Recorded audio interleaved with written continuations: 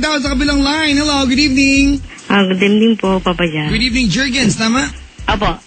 Jurgens, good evening sa iyo. Good evening, Papa Jan. Kamusta buhay-buhay? Hello? Ay, sus, Ginoo. Huwag mong takpan yung telepono. Hindi, may na talaga yung Malakas naman, ayun, narinig kita ngayon, eh. Kinakabahan kasi ako, Papa Jan, eh. Sige, Jurgens, ilan taon ka na? 20 po. 20, ano ginagawa sa buhay? Bali po Robinson ako dati. Ngayon, kakaendo ko lang po nung 11. Dati kang mall? Robinson's BF Paranaque po. Oh, dati kang mall? Mall? Ay, dati. Dati ako nagtatrabaho sa mall. Si Papa Jack naman eh. Ganon. Anong trabaho mo doon? Ano po, nagtitinda ng hotdog. Virginia po. Uy, bumati ka pa. Ay, sorry po. Ay, sorry.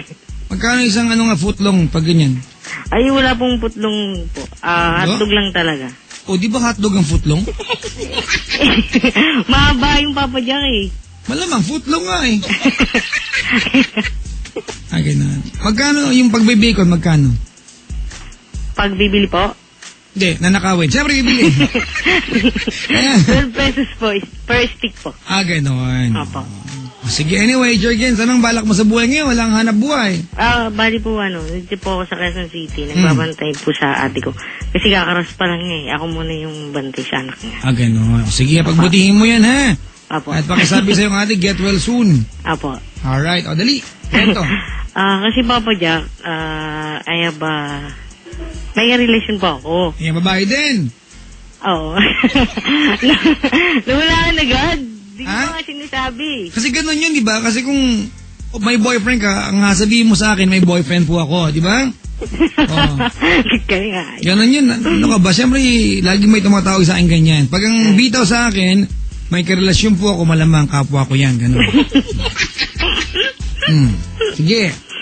Kasi po, pag kunyari, halimbawa po, hindi ako nag-text. Nagbibintang agad siya na hindi daw ako babe.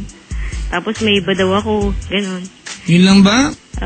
Tapos palagi siyang nagsiselos porkit yung mga ex ko, tinitext ko, ganun. Sira ulo ka pala eh. Friend nga eh. Utot mo, tigilan mo nga yan, Hindi friend ko lang naman yun eh. Wala po makipag-friend. Huwag ka nang gumawa ng dahilan.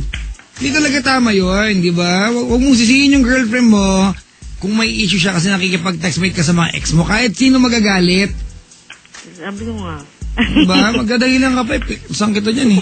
Hindi naman ba dyan? Masama ba yun? Hindi masama, hindi lang tama. Ay. Dali ako dun Paano? Hindi ko naman kasi matiis eh. O di wag ka mag-girlfriend, di ba? Yung girlfriend mo, hindi komportable sa ginagawa mo, gawin mo ng paraan kung mahal mo girlfriend mo, di ba? Apo. Huwag mo siyang hayaan na hindi komportable sa ginagawa mo, naintindihan mo? Apo. Wala naman akong ginagawa. Wala akong pakialam pa. Pangatiran ng pusang gala. Halimbawa siya, katext niya ex niya, matutuwa ka? Hindi. Tarantado ka pala eh. Bakit sa'yo? Gusto mo absuelto ka? Ako may tiwala ako sa sarili ko eh. Gusto mo ihampas ko tong telepono sa pader o sa'yo na lang? Gusto mo? Hindi po. Kapal na mukha mo Hindi naman, Papa Jack. Diba? Sa'yo pwede, sa kanya hindi pwede? Ha? Po? Sa'yo pwede, sa kanya hindi pwede? Pwede sa akin talaga. Kasi alam ko ako hindi ako may love eh. Jurgens? Po. Trip mo ba ako? Tumawag ka para sa rin ako. Kasi baba mo na yung telepono. Ayoko nang kausap. Hindi po, joke lang po, Papa Jack. Hindi ko kailangan ng kabiruan dito. Kailangan ko ng tao may problema sa puso at pagkakausapin ko na matino. Apo. Alright? Apo. Hindi mo ko naiintindihan, di ba? Trip mo lang ba tumawag sa akin? Hindi po, Papa Jack. Talagang naging ako ng advice. Kung yan ang napapala mo sa programa ko, naging ganyan asal ulit pati sa ibang estasyon doon sa SFM, Papa diba? Jack, niloloko ko eh. Di kita niloloko. Apo. Isip mo mabuti, di ba? Ikaw, pwede makapag-textmate sa ex mo. Siya hindi pwede. Ang dahilan, kasi ikaw, sure ka na hindi ka mai-in love. Sa kanya, wala kang tiwala.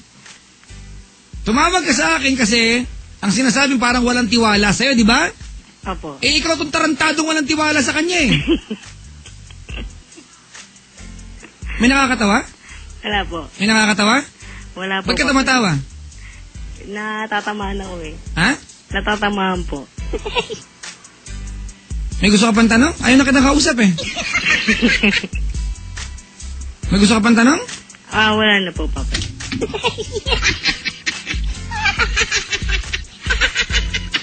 Mga kaibigan, ganito huwag niyong gawin sa partners ninyo yung mga bagay na ayaw niyong gawin sa inyo. Huwag kayong gumawa ng special rules para lang pabor sa inyo yung mga bagay-bagay, ha? Huwag kayong kamukha na siya sa makapal ang mukha.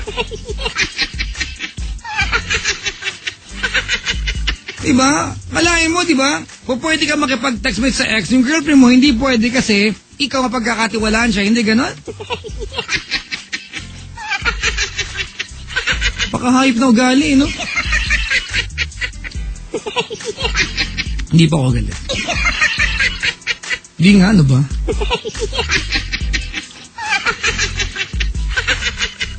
Ay, mamaya mga kaibigan, ha?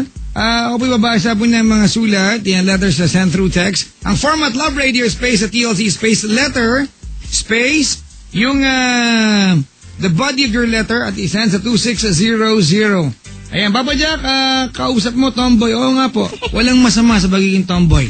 Alright? Walang masama. Yung pagiging walang nyanya, ang masama doon. Wala mo ka, no? Ako pwede kasi pagkakatiwalaan ako eh. Siya hindi pwede. Ayoko nang ganun.